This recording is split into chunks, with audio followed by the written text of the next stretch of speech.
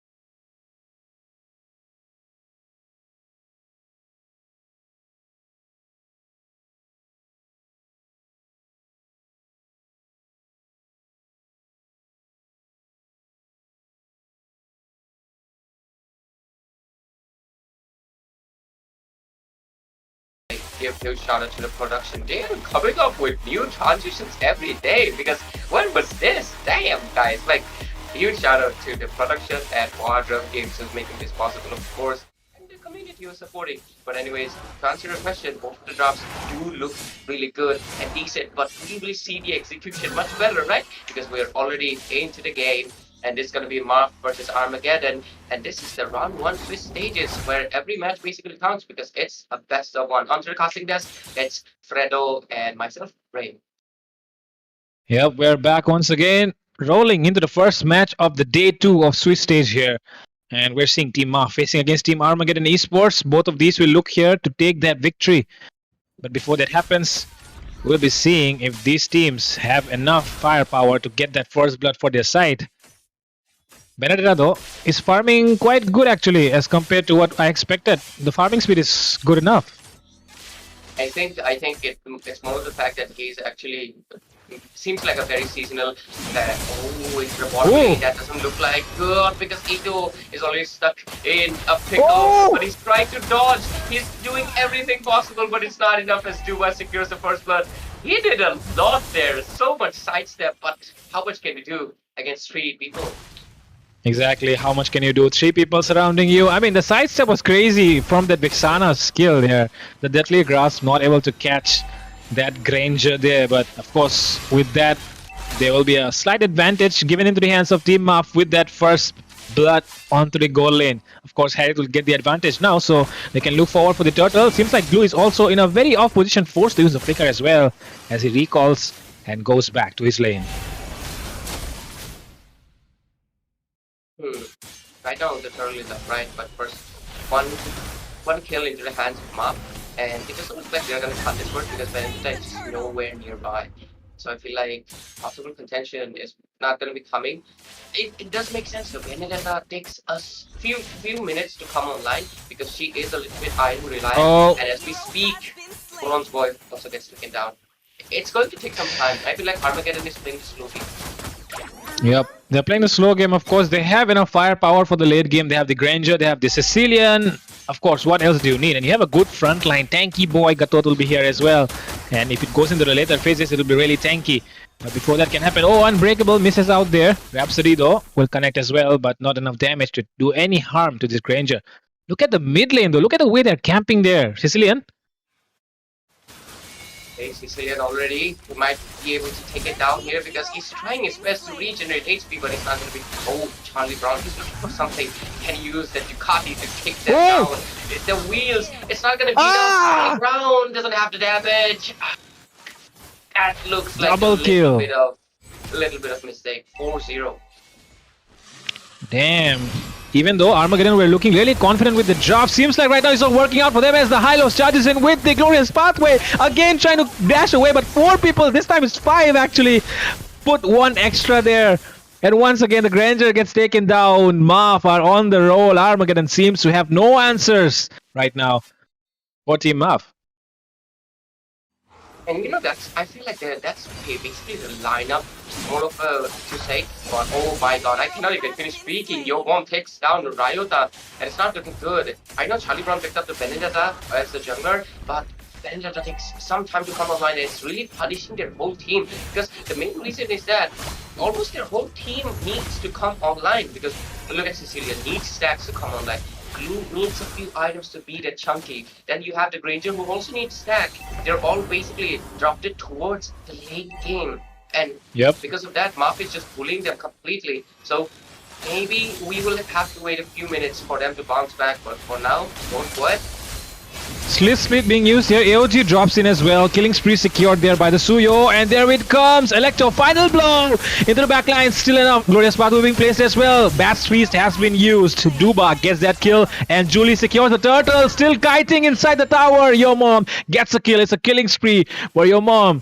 And right now, Team Maf once again on the roll, on the hunt. Sorry for that. And I should be okay now. Is my voice better? Much better now. I am really sorry. I just did not realize my my microphone had some issue, but I fixed it. Sorry for that. But anyways, score 90-0. I mean, I should be mentioning it, but okay, it's all right. Okay, mistakes can be made. Maybe the draft could be a mistake for Armageddon as well, because look at that. They are just absolutely getting slaughtered right now because the Hylos alone is going so deep in, not really carrying anything much with Senzu to take the kill. But Hylos might be able to get punished here, but oh, CG takes the kill as well. AOG comes to the scene. Will they be able to do so? And there it goes, killing spree for Duba. Now Bronze Boy wants to get away, but he is getting chunked down here by Yomom as he's able to take down everything. But of course, it will be Shenzhou who will get that kill there. And now Julie takes a tower as well. Everything is looking favorable right now for Team Maf, as long as they do not make any mistakes. Do not take it too long into the late game, because otherwise the Sicilian and Granger will cause problems for them. And that's what they're obviously trying to avoid for very long, right? But at the same time, they have been able to do it. So, but it's still 6 minutes. It's very aggressive snowball that's coming in, and I feel like the whole reason is that because Armageddon doesn't have the response to do so. But only time can tell if there is proper defense coming in. If Ito, as well as the mid lane of Sicilian, can handle the lane, we could see some changes. But oh, your mom really looking for some angles. Charlie Brown not really able to do much in this game, but let's just see. But I feel like, you know, a little bit of mistake was picking it up against the Suyo, which is basically the top jungler right now. But a lot of concentration into the bottom lane. I don't want the turtle or the turret. Yep, turtle or turret. Both of them start with T. They want to get that T. Yeah, they want to get a W though. Oh, before that W happens, there it comes once again. Split being used here to take down the heroes. AOG comes in as well. Double kill actually right here for Duba as he wants to go in for more. Triple. Give it to this guy, man. On this Harith. Leonin jumping, bursting, everyone down. And with that, Armageddon Esports looking really fragile at this point. Struggling a lot. They have... Oh my god, what was that? What was that damage? I feel like, what do you say? Full damage, Benedetta possibly, because Dubai is on a full streak right now. And not being able to do so at this point of the game. Oh, there's a blue engage finally coming in. Ryota does secure a kill into Senju, but of course that comes at the cost of Bronze Boy getting taken down. It finally gets 3 kills, but okay, let's look at the itemization. Blue, only 1 defense item, need to be a little bit more chunkier. Benedetta going for the full damage, I understand that, but maybe the full damage was not the play to make, because you just saw that Harith bursted her up with just 1 chrono dash, and that's something that they're lacking on. Cecilia has only 1 item. Harith is building towards his god. Gonna get bursted really badly. But overall, at least Granger is trying to match the pace with 2 items, but still quite behind of Harith. Needed a lot of climbing back up because the goal lead is staggering 11,000 under just 8 minutes. Maf really showing no mercy tonight. And it's also kind of nice to see that they have improved quite a lot from previous season 1 of NorthEast UnderDog tournament. Yes, the draft was on point, the execution on point as well this time around. There seems to be no mistakes happening from the side of Maf, and that's the reason why, Team Armageddon have not been able to get any scraps as well. Like, usually what happens is after a team fight, you are able to pick up some scraps here and there, but in this match, Maf is not leaving anything for Team Armageddon. I mean, they're taking away all the jungle. They're not letting them get those minions by zoning them away, because look at them. They're not clearing those minions. They're just standing there waiting. Yeah, and I just feel like this could be a possible. I feel like Armageddon is much stronger. I don't think this was intentional. Perhaps there was some miscommunication, some conflict in the draft phase, but we can talk about it later. Overall, I feel like there was something happening, okay? Because I feel like this drop, even though it was a surprise one, it was surprising to them as well, because look at that, it's really fading badly. But let's see, the Hylos is going in. Fredo, there's the AOG. AOG! 2, and there it comes. Zaman Force has been dropped as well. Julie gets 1, and Duba gets 1 as well. Duba wants to go in for more. Double kill for Julie, actually, as Duba wants to dash in, but will not be able to do so. Right now, they're hitting the base. No way that Team Armageddon can defend it. A triple kill, and it's over for Team Armageddon. And Team Maf will be sailing through with an easy win. Victory! Maf gets the easy win. And I feel like this was... I kind of feel bad because I feel like Armageddon was a little bit held back by the draft, because maybe there was some issues. Maybe there was... I mean, I just mentioned, right? I made a mistake, okay? My mic was switched to something else. I was not using my main mic, and because of it, my voice was not coming in that clear. And that also happened to Armageddon, I feel like. Maybe this Benedetta was not intentional. Maybe the Benedetta was EXP, and instead of blue, they wanted to pick up something else. It could be. It could be that there was some last minute changes, because I feel like, I'm gonna be Eh, honest with you, Armageddon, they, they're much stronger. I feel like there Yep. was much better competition that could have been coming, but maybe there was some miscommunication, some issues on their end, and they were not able to play optimally. But it's okay. It's Swiss stages. Only round two, they can bounce back anytime. But of course, Maf did not show any Mafi and full in went in with everything. Yep. No mercy is what Marf will say right now as Team Armageddon. They were completely demolished and they did not have anything to show today for anyone who's supporting them. But of course, yeah, it's Swiss stage like Ray mentioned. We still have time. There are more rounds where you can make the comeback happen. So of course, we'll be looking forward if Team Armageddon will be able to make the comeback or not. But before that comeback happens, I hope you do come back for the second match. As of course, we need to take a short break before the second match comes up. But before that, Ray, Of what do course. you think? What is going to happen in the second match tonight? Eh, Of course, tell the audience what is the second match first. So we know. Let them know too. Yeah, of course. The second match tonight uh, is going to be a more exciting one compared to the first one. But yeah, let's keep it a secret for now. As you know, the audience will see it when the schedule comes up on the side. So yeah, let's leave it for that.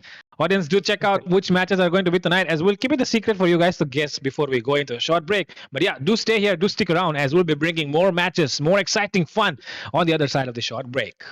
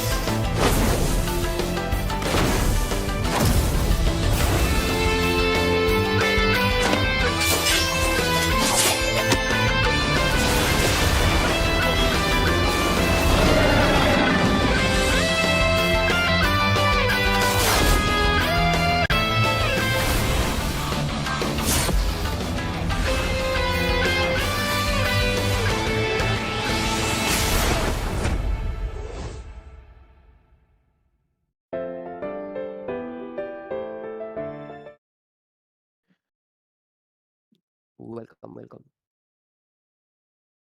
Ladies and gentlemen, welcome you all back once again. Second match. Once again, it's me, Fredo. Alongside me is Rain. We're going to take you through the second match of the night. It's going to be between Team IGN and Team Phoenix. And both of these teams, of course, everyone out there must have high expectations, especially from IGN.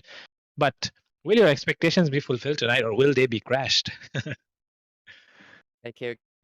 Because of course IGN has been a little bit of downfall season, but they will. When you reach a little bit of bottom, you can also rise back up. Of course, maybe IGN is on their redemption arc, and we will see it tonight because of course they're against another top dog team as well, Phoenix, and I'm looking forward to which team is able to rise up from the dead because Phoenix is what implies, that, but maybe IGN is the one who Right can from climb the back ashes. up.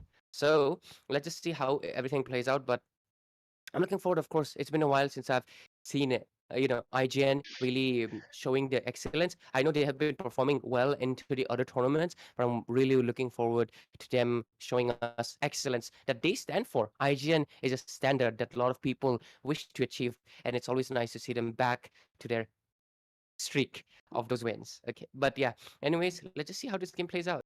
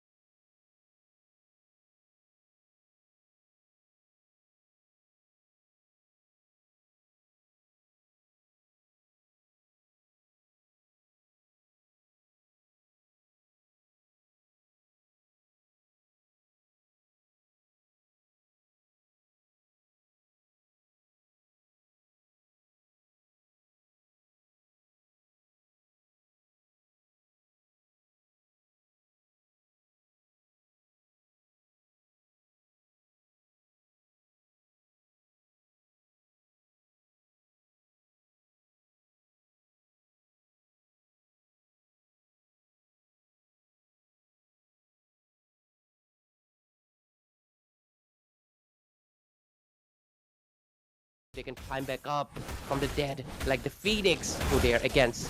Onto the casting desk, it's myself, Ray, and Fredo, and we're gonna be bringing you the action in the land of Dawn.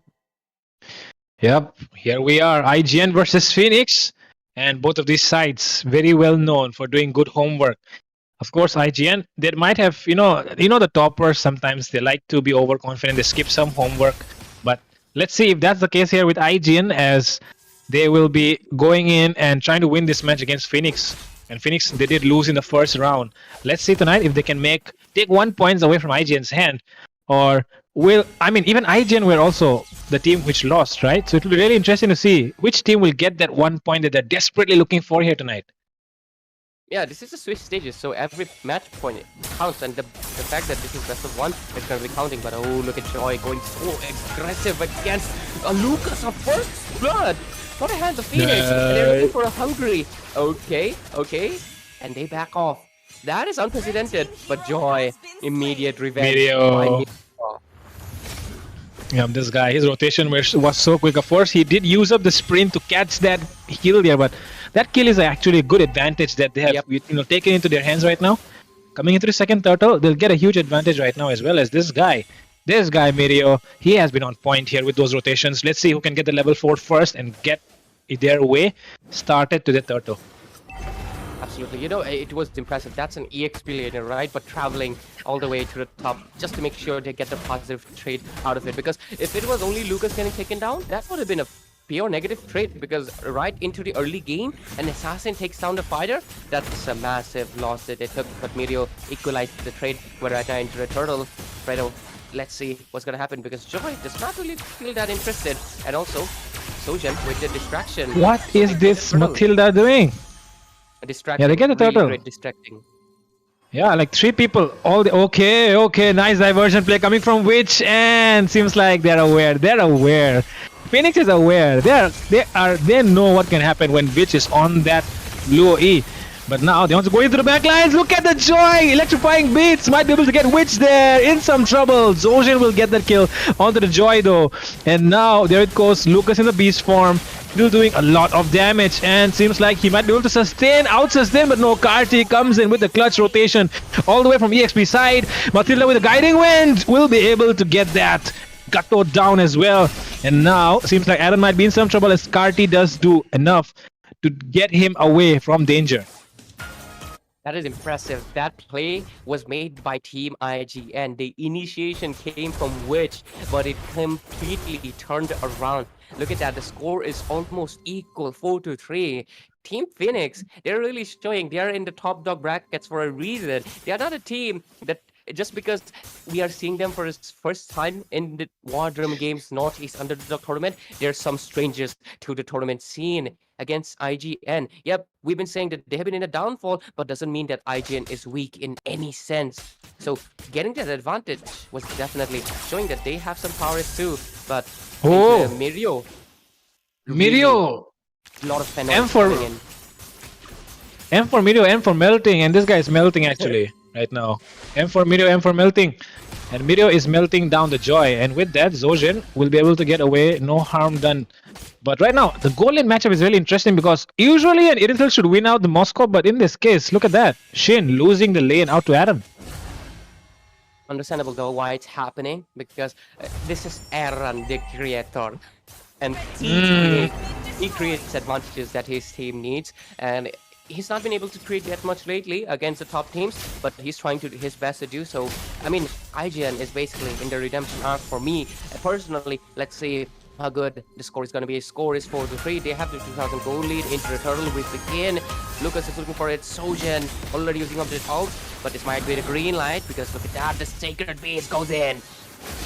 Mirio and Sacred Beast goes in very heavily from the backlines. Aditya doing a lot of damage as well. AOG will come in very low though, and my Panic will get taken down. SOD misses out. No teleportation will be coming in. But now it's a 1v1 happening, and Mirio will win out, because of course M for Mirio, M for melting. He melts down anyone who's in front of him. And right now, Yin Yang reaction. Shin taken down low. Has to escape the situation before Mirio reaches up to him. Mirio reaches up to him, melts him down, takes a killing spree. And that is how your boy Mirio likes to play the game. Mirio has been, honestly, gonna be honest, I mean, I said that twice because it's like a broken record. I'm repeating it because Mirio really took the momentum of the game. M for Mirio, M for momentum. Okay, we're gonna be finding puns for M later, but yeah, he's really creating the tempo and it's really working out well for IGN because they have not given any more kills. It's still 3 for the hands of Phoenix, 7 kills on the hands of IGN instead. 5,000 goal lead under 6 minutes, and they're going to be leading more and more. Respect is going to be looking for a few more angles to initiate because that initiation was really important into the previous one. And look at that, they are presenting themselves into the purple buff. Looks like they're going to go in, but Chosen gets taken down. The HD comes in, Fredo.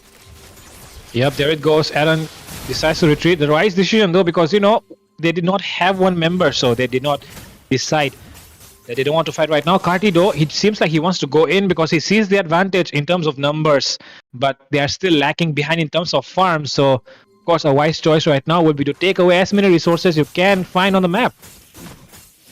Of course, every little resource counts, and I feel like that's what, of course, separates a lot of teams, novice teams, from the top dog ones. It's the fact that every resource counts, okay? Every little EXP is going to be creating... I mean, Boon Boon se Sagar Banta Hai is a Hindi quote, and that is true, okay? Every EXP counts, and because of it, I feel like top dog teams, they really go in for the micro trades because they are aware every minion, every creep, everything counts. So, of course, both of these teams are trying to prioritize that, but IGN is doing much better. But oh, Witch might be able to take down Aditya here. Let's see what's happened. 2 resources Panic. being baited out. Yep, warning shots, and they already had to flee. But there's the dive Oh. version. Witch. Neberjan. Yin Yang reaction. No, it will be Mirio once again getting a double kill into the backlines. Decides to flight. And with that, he'll be able to get away with the help of that guiding wind from Zojin there. And that is exactly how these guys like to roll. They like to get this thing going just like that. And of course, don't worry. We'll be getting back to the game ASAP. Our protection is fast. Okay, they'll be resorting that issue. But of course, that pause wasn't necessary. Why? It was necessary for us to catch some breath because oh my God, IGN at first minute it looked like it's a little 50-50 perhaps. But right now, gonna be honest, Mirio is definitely getting the MVP this game because he is carrying IGN really hard, and that's why tell a lot of people the EXP laners are actually the backbone of the team because I know a lot of people think EXP laner is just another tank to initiate, but no, look at what a good EXP laner can really do. It just you can see the execution on your screen, of course. Yep, exactly. Mirio has been the GOAT here. The GOAT Mirio is back, of course. IGN, of course, they have been underperforming, but Mirio has remained, maintained that standard that he's always known for, right? Coming in this match, his rotations were quick, and he was always there on point, targeting those backlines, not letting enemy do what they want, and creating problems and issues wherever it can for the enemy backliners. And with that, Shin and Aditya will be facing a lot of problems and they'll not be able to do what they want. And not just that, right? Aaron as well, on point today, not making any mistakes, even dominating the lane with a Moskov. I mean, this is usual IGN stuff, but before we talk about it further, I would like to say, what do you think can be done here by Phoenix to take back the advantage? Because right now, they are sitting on a huge deficit right now. Yes, absolutely. And huge deficit is coming for, of course, Mirio. So definitely take down Mirio. That is the main thing, right? So I feel like, of course, usually I always mention the explainer getting a lot of kills is bad, and that could be the green light for the hands of Team Phoenix, and that could possibly be the comeback option because, of course, he's been getting kills, double kill, mega kill everywhere, left and right. So if that happens, if they take him down, they get a lot of bounty, and they need to redirect that bounty to guess who? Of course, they need it to their AFL or at least Sicilian. If they do that, that goal lead is going to be helping a lot. But of course, I mean, I'm reading chat of everyone. Okay, so look, it's on phone. Oh, it's turned off right now. But yeah, I'm reading chats, of course, because we love interacting with the community. Fredo does it as well. I mean, look at him; he's looking at the chat right now. So it's really nice when you guys are supporting. Thanks for everybody to tune in, and of course, shout out to Kronos. Of course, he's in a chat. Nice to have him here. Yep, of course, he's talking about IGN here, and of course, everyone wants to talk about IGN. Everyone actually is really interested in knowing what has happened to IGN. What is actually happening? Special Grade Yeah. defeated them out of nowhere, and of course, coming into this match as well. I mean, Peak Diplomat were first of all not really participating because their main mid laner was not available. But of course, due to some teams dropping out, we approached them, and they of course brought in a substitute mid laner and decided to participate in the match in the tournament. Oh. And out of nowhere, they were matched up against IGN, and IGN out of nowhere lost the game. So basically, if Peak Diplomat was not here, they would have been lucky. But Peak Diplomat, they came here as the Nemesis trying to kill IGN, and IGN, if they lose this match tonight, they'll be 2-0 down in the Swiss stage, and that is not what you expect at all. Yeah, of course, of course. And that's what I've been telling this whole story of them. Like, it's kind of poetic, the fact that they're meeting Phoenix when the whole theme of a Phoenix is rising up from the dead. If IGN is basically in the dead zone, we all of us are waiting for them to rise back up like a Phoenix. Because, I mean, of course, we're going to be rooting for the top dog teams, teams that have legacy, and IGN is basically the legacy creator for so many years right now. And I mean, when you say IGN, almost every veteran ML player, they know which team you're talking about. If you say which, or some people call him Vivich, which he really hates, but yeah, they are aware. But anyways, the pause is undone, and we're gonna be jumping into the game. And oh my God, looks like we missed a few action here, but Moskov already securing a kill. 11 minutes in, 16 kills. Just a little bit of action, but still, we can. I mean, we were already aware IGN already had the game into the Tempest, and Yep. looking at the pace of the game, Irhel is just not able to perform that well. Yep. And of course, we would also like to see what's going to happen tonight between these two teams. Once again, just reminding you guys that these two teams have lost in the first round of the Swiss stage. So losing today again means they're going to be down 2-0. So now, after that, there are no more mistakes that both these sides can afford, because one more lose and you are out of the tournament. And I mean, IGN takes an early exit. Oh my God, what is this era that we're living in? That is unthought of, right? But let's just see. Overall, the score is 6-5. Oh, but could be a possible engage. Look at that. The Mathilda going in. Might be finding a angle here. But no, they don't do it just yet. They're just warning shots. I like to call them warning shots because it's basically what it is at this point of the game. Yep, warning shots being given here. But 10k goal lead is it's a huge lead that you can sit on comfortably. But of course, don't get too comfortable because the enemy side has a Sicilian and they have an Irithel as well.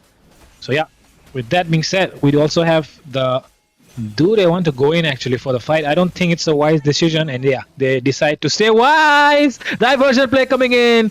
They do not commit yet though. Or do they? Okay, AOG comes in, but on the other hand, and the creator secures a kill onto the far lane, so that basically means it's gonna be a 5 versus 4 for them, as the Lord's gonna be marching soon, and the score sits at 17-5, and the Lord gonna be coming in from bottom lane as well. So far though, I feel like Team Phoenix, they were not able to do much because there was some dissonance happening, a little bit of conflict in midst of them. Oh. But there's Lucas. He wants to go in for blood. He's hungry for some meat because he's a beast. And he might be able to get it. Look at the damage that's coming in from the hands of Aaron the Creator. Yes, he does get some meat on his way out. Kills down MOBA does. And now they're trying to lock down the base. Not enough minions. Lord marches in at the right time though. And with that, the damage has been placed, which Yin Yang reaction gets one. And with that, another Yin Yang reaction. Shin very low into the backlines. Oh, there it comes. SOD. Aaron the Creator creates everything out of thin air. And here it goes. A godlike secured by Mirio as well.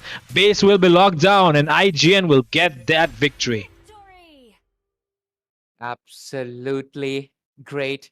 It was nice to see IGN showing their old, domination like previously, and it was nice. It was nice, but I'm gonna be honest. I feel like Phoenix, they need to step up their game a little bit. I feel like the draft was not bad. Could be better. But at the same time, I feel like the execution fell off short. But gonna be honest, Aaron the Creator and Mirio were creating. I mean, look at them. They're the only ones with zero death for a simple reason. They were able to dominate their lane, and Mirio's rotation was really, really nice, getting the advantage whenever their team needs. But of course, I don't want a new team like Phoenix. I mean, they could be an old team, but they are new in WarDrum Games Nerd Tournament, right? 2.0. So hopefully and this is still the Swiss stages. They bounce back. It is always nice to see new teams gaining some achievements as well, right? Because we had it previous season, so maybe they can be the next one in this season. But they need to step up their game because IGN, we will have to see. Maybe IGN is coming back for redemption, but we'll see Yeah. when they're paired up with the rest of the top dogs. Yep, when we are paired up with the rest of the top dogs. For now, though, it's a good thing for Phoenix as well as that gaining some experience out of this tournament, facing against other top teams which also perform much better than them. Of course, they still have some homework to do. I guess their homework, which they did, was not enough. Of course, they'll receive a 7 out of 10 for their efforts, though. Their efforts were good. But of course, the EXP lane, Mirio was just so good today, honestly, with those early rotations. And which, as usual, using those diversions, catching them off guard, high IQ gameplays coming in. But of course, like you mentioned, we'll find out if they're really back or not when they face the other top dogs, which have been there in the first tournament as well. Of course, they lost to Peak to Plummet, so we're not really sure if they're back. But yeah, before that happens, we're going on a short break as we come back with more actions on the other side. So yeah, don't go anywhere. Stay tuned. Stay tuned, ladies and gentlemen.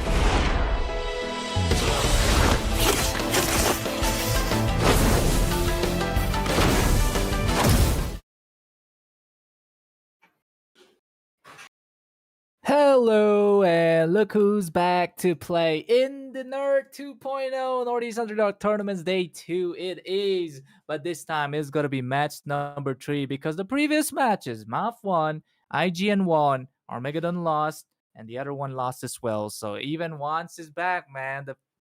I don't want to say this the iconic duo just yet, but if you guys, if you like our casting, then sure, we're gonna give it to you right now because we're finally back into the casting decks of the Northeast Underdogs. And with that being said,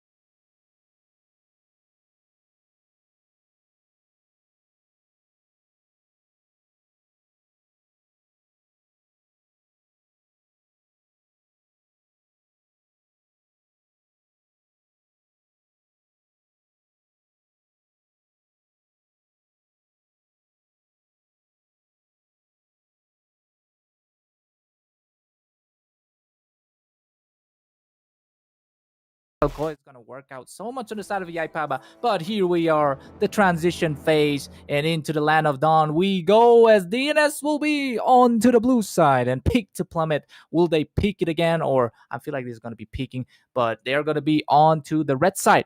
But the game is started with a pause meta, which is kind of sad, but it seems like Are? Wait, Doom is here? Okay, Doom. That is Doom. That is gonna be a Rome Badang in absolutely. But it seems like for now, as starters, Hmm. this alpha is gonna go to the red side, but it seems like on the side of Yeah. peak to plummet, they're going straight for the blue instead. Most definitely, because they want to go for that EXP rotation earlier on, or so having that would be really good for them. But Bolty, Mm-hmm. the picks here and the pause. What do you think? Is it like a technical issue with the picks coming up from the side of that and Suns? Like, was it like a auto Whoa. pick Yeah, happened? it is. It is because our side concedes defeat. Wow, And wow, that was anticlimactic, ladies and gentlemen, because man. we just got the first give up surrender. But I'm pretty sure there's gonna be a redraft or whatsoever, because looking at the draft of DNS, okay, it was a bit skeptical. Like they're Yeah. like what's going on in the draft? So I'm pretty sure there is like a technical difference. But there we go, we're being proven right there. So we're gonna be going again to the straight to the draft. Don't forget to leave a like, subscribe. Don't forget to share as well, ladies and gentlemen, for the WarDrum games, man. If you want the drums, I don't have the drum actually, so to be banging in, but it's completely fine. Once, what do you think is gonna be a better draft that needs to be cooked on side of DNS if they want to go against Kalia? I mean, Bolty, we've already seen the draft of Peak to Plummet, and they came up with a really solid draft. So I feel like this could be a good advantage on the side of Das and Sun.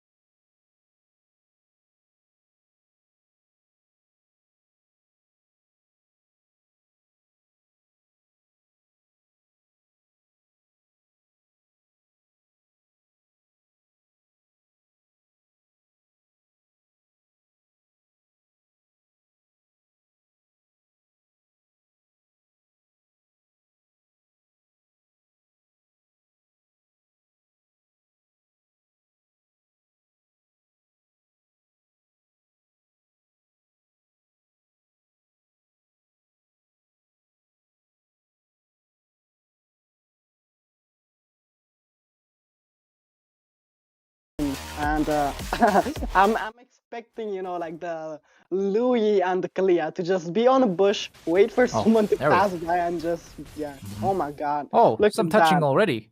Okay, Aizen though. Aizen plays a little bit safe for the Kalia. It's got to be the EXP Kalia, of course, because we guys have Matilda Roam. Because Matilda excels on a Roam, not an EXP, guys. So that's just a brain poop that I've always done in any sort of casting. But look here, we're back in the Land of Dawn. As usual, it's good, but it seems like Invoker is just going to be poking with a little bit of that Lantern Fair. But it seems like Martis wants to go a little bit crazy on that. But of course, back off and let the others or farming cook once again.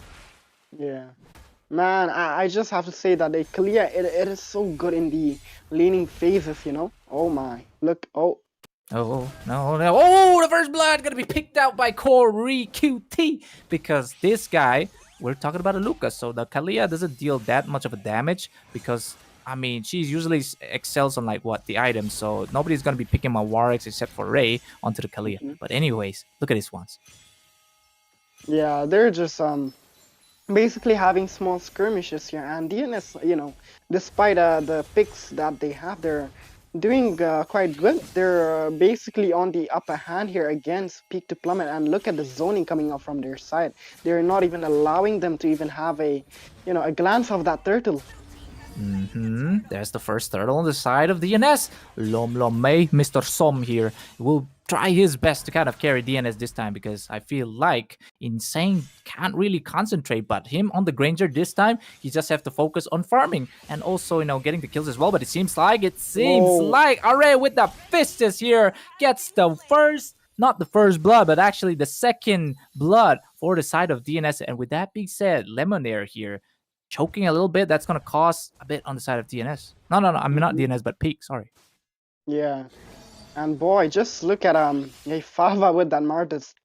Despite being an early game hero, he does not have that opening, you know, to shine in the early phase of the game because, man, Array on that Badang, he's just constantly providing that zoning, that, oh, just look at that, man. Oh, Retribution wins on the side of Peak to Plummet, and with that, they are going to dip. And with that, I mean, they do get those extra EXP with the Lethal Wanderer rare, but nothing's going to happen much as they're going to continue with their farming swans. Yeah, definitely. They are very disciplined at the moment, especially DNS. And they're just, you know, looking for the right opportunity, the right moment to pick up kills. And that's what they're looking for. They're not making any reckless decision. But then again, look at the bot side. Something is cooking here. Insane for sure. He would win like the trades onto the blows because range kind of beats out Moskov, especially Skyzen, Mr. Youngboy here. But the only part where Skyzen finally gets that spike is going to be when he gets the Trinity build. I'm pretty sure he's going to go Trinity because most of the teams inside of DNS, they are packed with HP. So you know what Trinity does, but it seems like Lom May here going to be doing with the Spear of Alpha, but misses. Man, Balti, insane. You know, he's absolutely insane on that Granger. He's going for a first item, you know, as a Sky Piercer. So we might see a lot of... on the bot lane, though, look at... Just look at, you know, Sky's in there. He's just going to push that gold plate. They're going to get all that gold. But then again, look at the turtle. Turtle side. This time, still a bigger... Oh, Diversion's going to be dropping in the backside. Here comes Skyzen as well. He's ready to rock it up.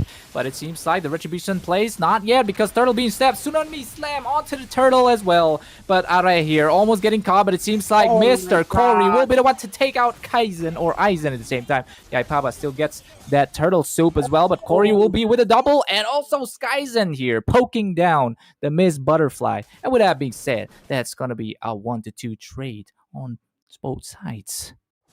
Man, what happened? Oh, insane though. I feel like he does have the shots to kind of fight out Tyson here, but Insane is going to play that gamble, but maybe he's going to win. There we go. That's the first 10 stacks for Insane onto the side of DNS. And with that being said, this is looking good because if he's farm up, get those Rhapsody shot, it's going to be a thumbs up. Wow, just look at the itemization here on the side of DNS.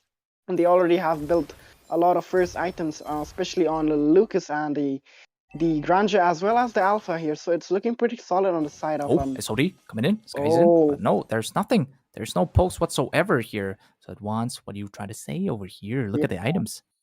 Yeah, just the items here. So yeah, we're done with the item check, and let us check the map, because the Jujin with the Lantern Flame, and she's creating a lot of trouble for Peak here, because they're just constantly getting thrown here because of that Jujin there. So having that Jujin on your side, it's Are here. Oh, nice flicker coming in from Skyzen to escape the wrath of the fisting of the Array. Because if somebody fists somebody, it's gonna be our reaction is Array. Okay, so anyway, guys, right now it's 6 minutes, of course, 5 kills on the side of DNS and 2 on the side of Peak. So Peak, they're like a little bit low on the kills, at the same time they're gold, but don't worry, they are pretty disciplined. They can kind of come back if they can, pick off somebody, because they're going for the pick off comps over here. Oh, just look at the bot side there, another possible engage. Never mind. Here comes a little bit of a Lemonair once again, but Lomei finally getting the kill on Yaipaba on the other side. We actually didn't see that, but that is a secure kill on the side. But it seems like Corey is going to go for the flash combo, not going towards the mids though. But it seems that Lantern Flare being popped by Invoker once again, going straight for the tier 1 at the backside as Corey gets the kill on Mins. And look at 2 members of Peak to Plummet falling. This drafting was supposed to be favoring Peak, but on the early game, they have so many on the side of DNS to get that turtle at the same time. Look at their formation.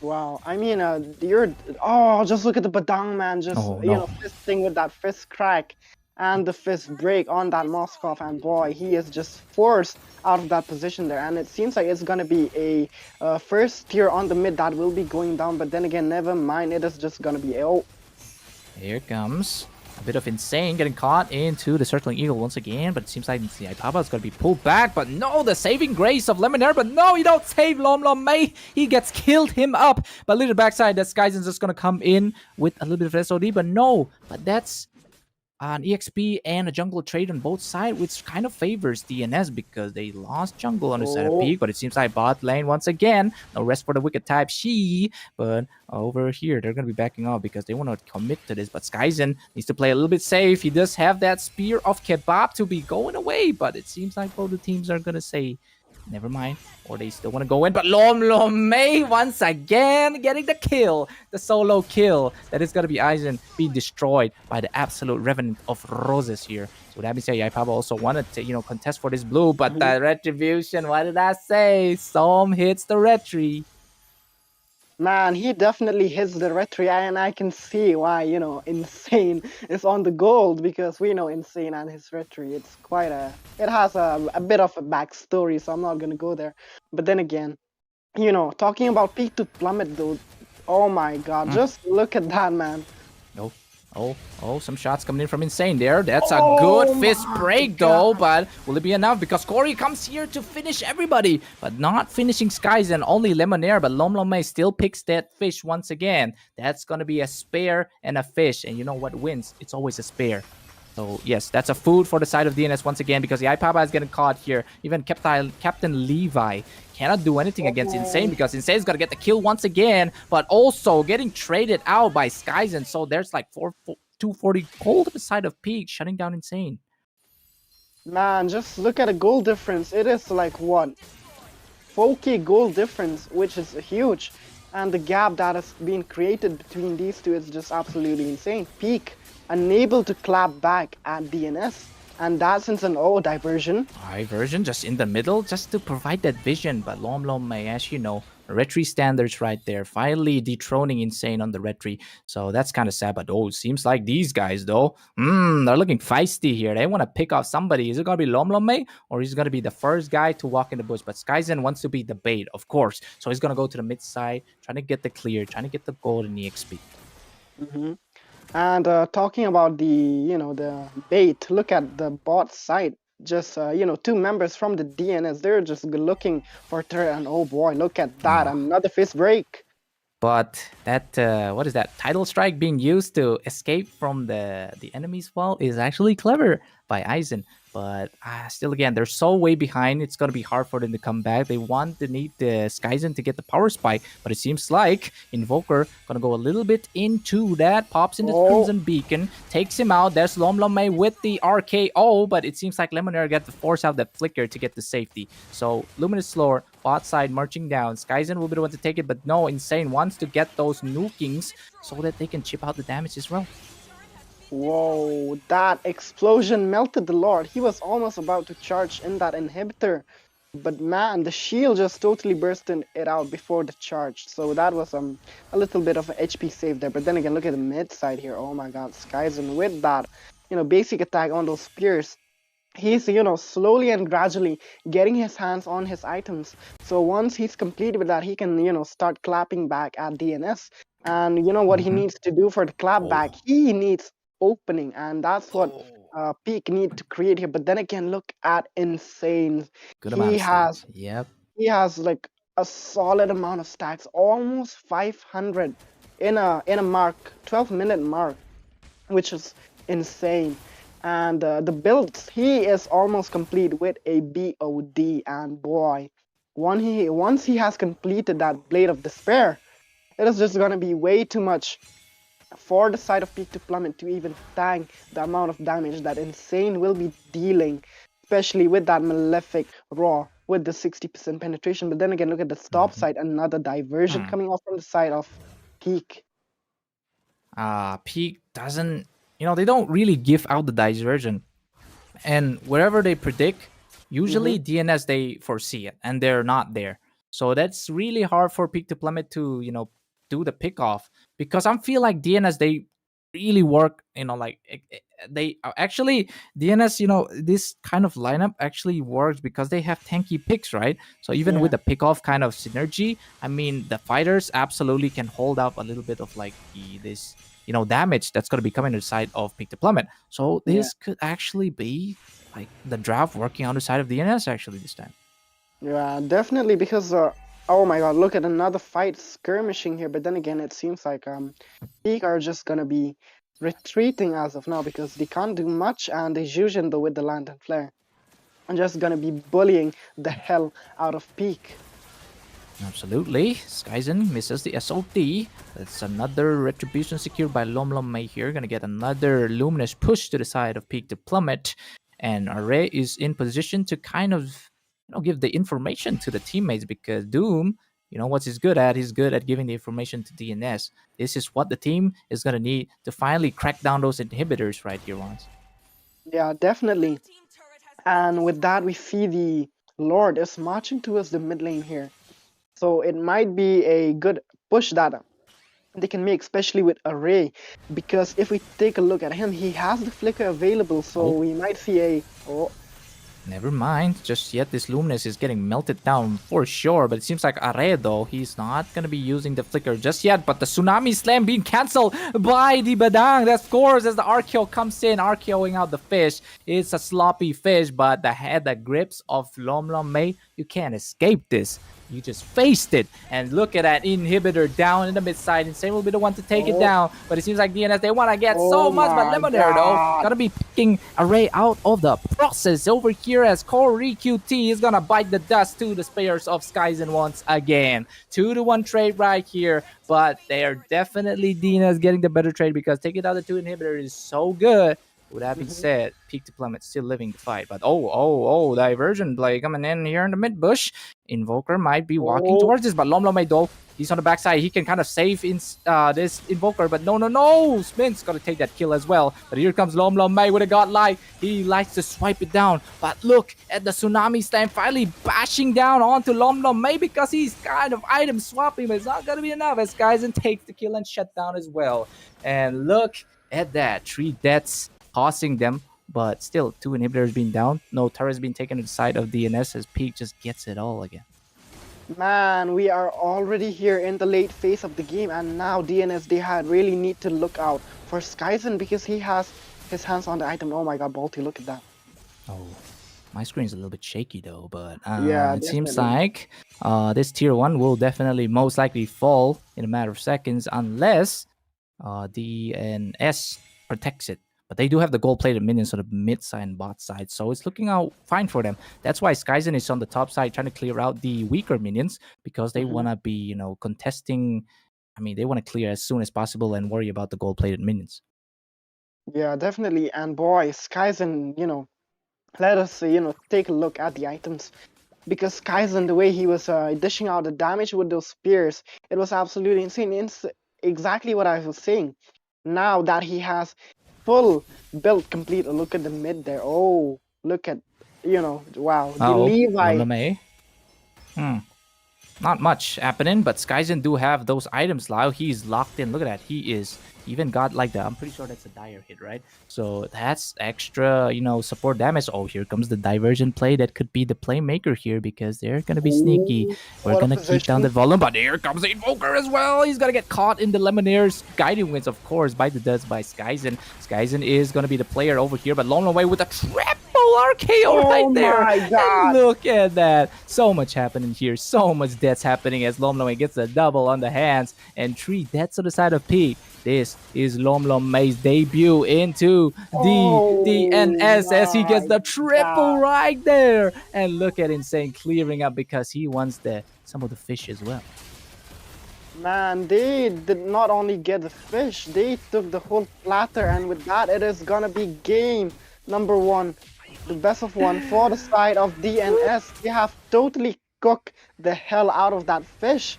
And boy, they did not even leave any kind of bones left. They just devoured the game. Absolutely. If you wanna take Devour to the whole level, consume the calcium of the fish. That is the fish bone. Usually fish bones are actually like the maintenance, but this time DNS, we're hungry. We're gonna devour everything. So absolutely, Lom May deserve MVP. The last turtle fight right there, not turtle fight, but the Lord fight. He caught like 3 members of DNS. I mean, peaked the plummet and just slaughtered them there as Insane gets the kill, chokes down their HP. Man, talking about the draft, we were kind of skeptical, right? We were like, nah, Peak have the better draft. But boy, did DNS prove us wrong. Heck yeah, they did. They came up with a really, really solid early, mid, and late game. They were totally focused. They were like totally disciplined, patient throughout the entire game. They knew exactly what they were doing. And boy, here comes, Kalia with the chocolate. Man, they just devoured the fish. I feel bad for her, man. Yeah. Ray is gonna kill me. So I'm sorry, man, if I offended the fish. I mean, we gotta be honest. Ray, the fish, couldn't do anything, so that's sad. But hopefully, they can kind of like make a comeback on the other kind of brackets, anyways. But this time around, DNS getting the victory, being crowned as like the winner for this match. So the next match, I'm pretty sure is gonna be up against 2 completely different teams. So these kind of teams, I feel like they are kind of known as well, but not really on the top spaces. So they're like half underdog, half top dog. So it's gonna be quite fine right here because me and Wanz, we're gonna be taking a break, and we'll see you soon, guys, again with a little bit of the break.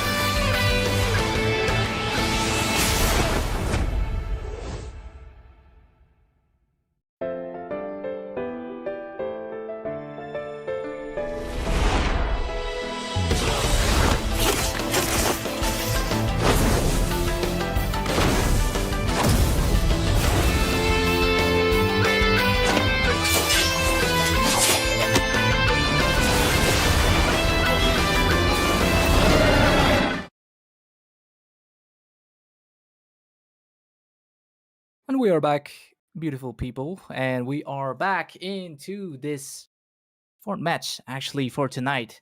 And we are actually pumped here. I try to do a little bit of a British casting, but then I see once was like so disappointed. Like, please don't do this to me, man. Like that's all. I just dropped it again. So, anyways, guys, we're finally back. Onesie and Bolty once again onto the casting desk, and this time around it's gonna be two teams: TK Sub, or not TK Sub, but TK by, and also what was it again? Once one Mascraft gang, I'm pretty sure. It's like Max said. Max said, oh,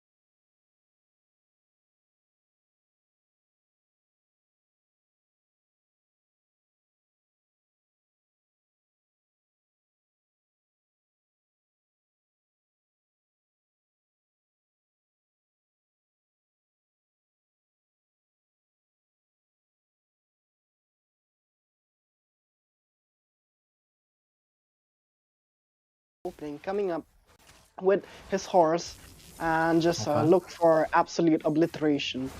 And with that being absolutely said, we're back into the land of dawn. And with this time, it's gonna be MG onto the side of the blue side, and of course, red side's gonna be TK by. But it seems like SDC SCY, giving me a little bit of stroke trying to read that, is almost getting caught there. So for now, it's gonna be the farming phase.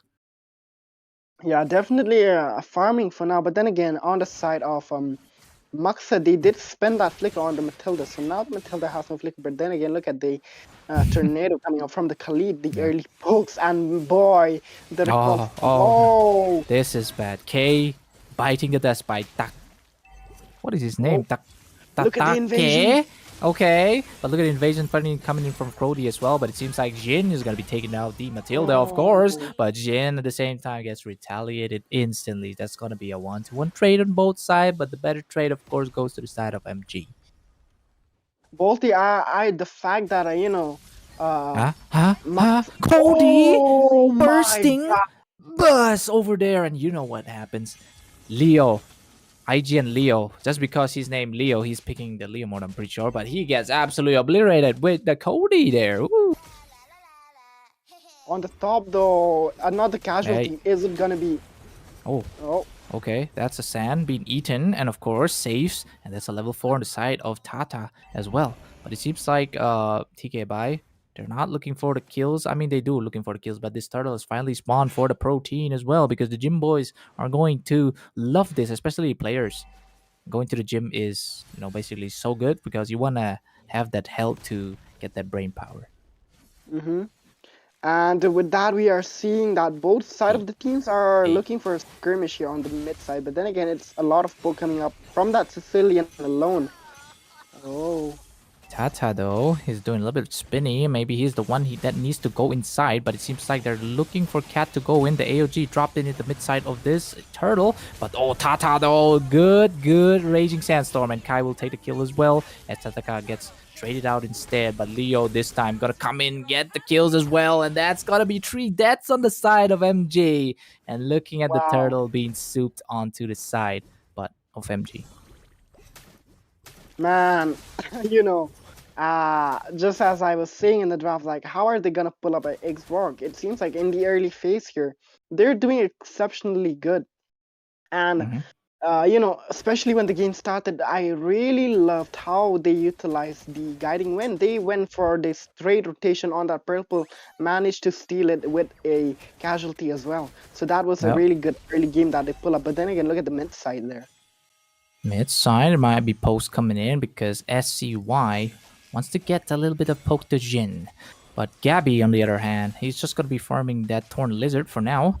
So he wants to get it, but Leo being taking out the Torn Lizard instead. But this time, it's going to be another turtle fight, definitely on the bot side over here in the gold lane side. But still, it's like a full big minute. So what are your guesses on this initiation right here? Oh, look at the Matilda. Oh, forces out the flicker. Oh no, look at the Phantom Steed will be the one. The Leo getting killed once again as CY bites the dust, and the turtle will be spawning in a matter of seconds once again. But Lucum though, doing quite a marvelous job actually, not feeding there. Yeah, he's the oh, look at the poke coming up from the side of TK Bai.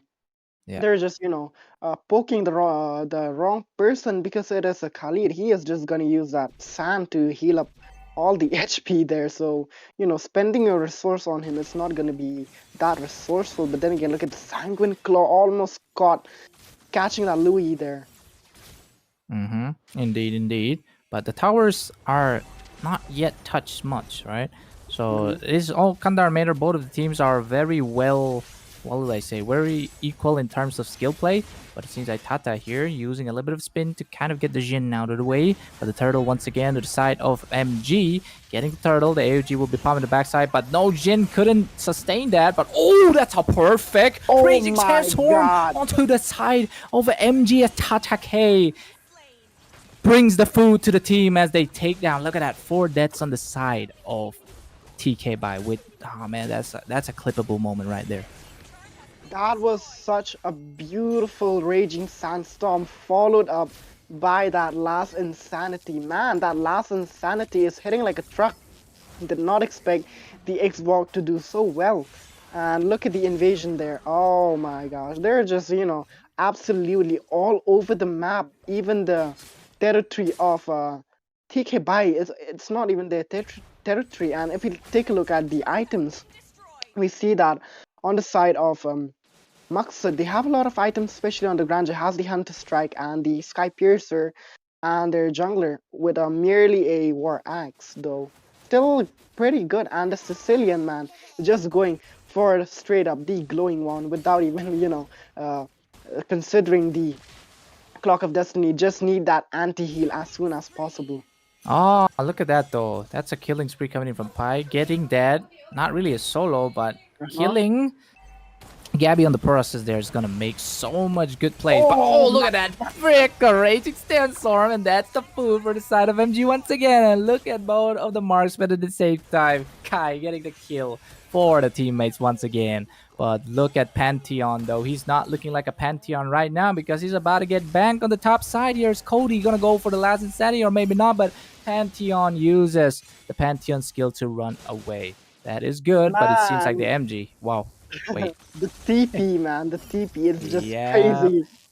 They're just, throughout the game, right off the bat, right off the early game, right off the start, the TP coming up from the side of Maqsad. It is just crazy, man. They are like, they were playing with you, man. They're just like, we don't care. We're like just gonna keep on spamming this on you and gonna taunt the hell out of you. Indeed, once. But right now, that's a Cody taking the turtle on the side, and the turtle being spent almost. But Luke, I'm getting the kill with the Jin. So many damage right here, and look at another double kill right there for the side of MG as Cody goes in, takes out the Leo, but only 2 members solo on the side of TK Bai. Gets caught in the Sanguine, and yes, Kai will secure it once again. And there's 4 deaths on the side of TK Bias as MG are just snowballing, rollballing to the side of OK, bro. Man, TK Bai, they have totally lost their momentum. Like, in the previous fight, they were somehow holding against Maqsad, but now it is just like totally one-sided. The scales. Oh! That's a Pantheon man. dropping in to the AOG as well, but I don't think that's enough for TK Bai to do it. Instead, they're going to be losing some teammates as Kai gets the kill on Leo and Lucam takes the kill on Pantheon. Jungler and EXP death, so that's bad. As look at it, the mid side inhibitor gonna be taken out as Cody gets it. But oh, look at a fister coming in, try to fist it out, but Tata K is in the backside there as godlike for Kai over here, ladies and gentlemen. This is the motto that Maqsad are actually talking about in their this team name. Like, this is their motto, there's anthem to be absolutely destroying the OK bros. Oh, more coming.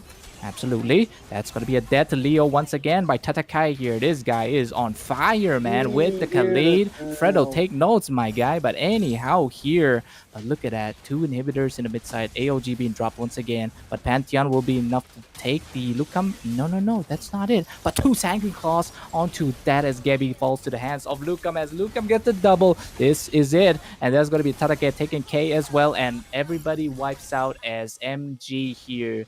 Maqsad set a standard on their motto. Oh, never look at mind. the shield there. Oh, Leo though, he won't be able to do anything as Lucam gets a legendary right there, and that is a wiped out, folks. And look at that. Are they gonna be recalling, or are they gonna? Oh yeah. Of course, flex it up, flex those muscles. Come on, boys. There we go. You deserve the win over here, ladies and gentlemen. Jeez, man. Now, looking back at myself, sorry, chat, for what I said about the Xbox. Because don't eat me up for what I said regarding the Xbox. Man, Maqsad, they just managed to pull up their Maqsad against TK Bai, and TK Bai just, unable to retaliate what was being done to them. They were unable to clap back at Maqsad, and Maqsad, they just kept on clapping till they, reached the final end of the game. And here, they just pull up a beautiful win. And throughout the game there, they may maintain a lot of discipline, a lot of patience, and no reckless decisions, no hasty decision whatsoever, and the execution was just as Bolty said. It all comes down to the execution, and we see that Maxa they managed to execute this beautifully. And looking at the stats here, just look at the Matilda, man. 96% team participation, as well as the Sicilian. Crazy, man. The amount of team fight participation these two have, it's just crazy because they were all over the map. Talk about the invasion, they are there. Yep. Talk about the rotation, they are there. Talk about the turtle, they are everywhere. And that is what led to the ultimate win of Team Maxid Gang. Absolutely ones, but don't forget Mr. Tata K with the sets. This guy is the daddy onto the side of Maksud because he was spoon-feeding them with those crowd control plays, flicker raising sandstorm, backside ranging sandstorm, everywhere. Sand was everywhere, sprinkled onto the battlefield as well. And with that being said, he's the playmaker. I feel like he deserved the MVP over there, no doubts. Mhm. But anyhow, Cody also actually impressed us with that Yeah.